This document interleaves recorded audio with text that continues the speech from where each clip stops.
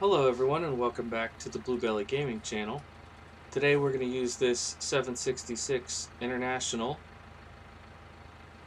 to plow.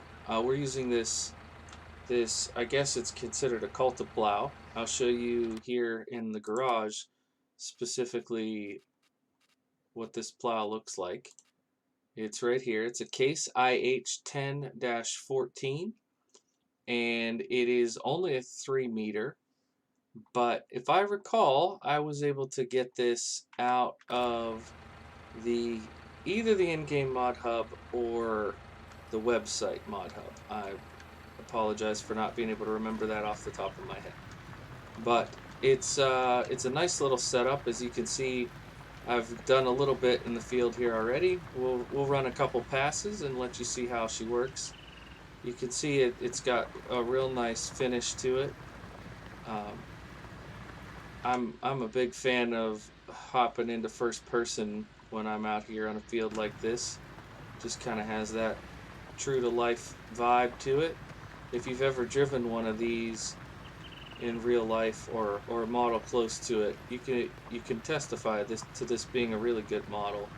I've enjoyed driving it, and this is one of many jobs that this tractor is a good size to accomplish.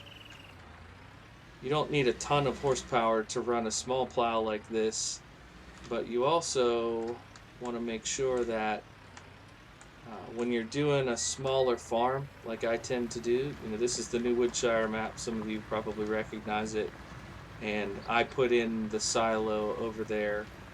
But when you're working a small farm like this, you need to make sure that you're not using massive $250,000 tractors on these small fields. I mean, you don't have to make sure that. You can use whatever you want. It's an open world. But I think it's more appropriate to use something like this because this small farm, or maybe some might consider it a medium-sized farm, but a farm this size should have a setup, I think, along these lines.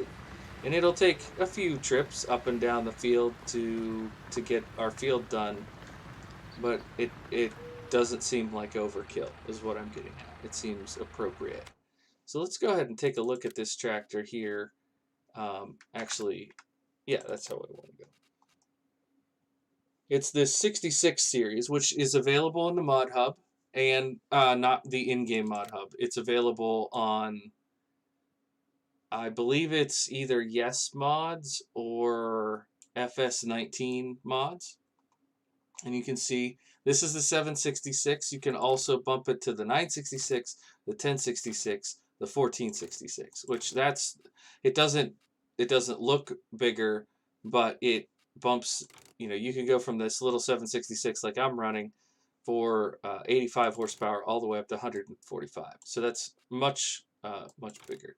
You can change the exhaust to some fancy things. I left it stock. You can put some weights on it. You can put a front loader on it. You can put roll bar and a few other options. I have another one of these with a canopy on, so feel free to do what you like.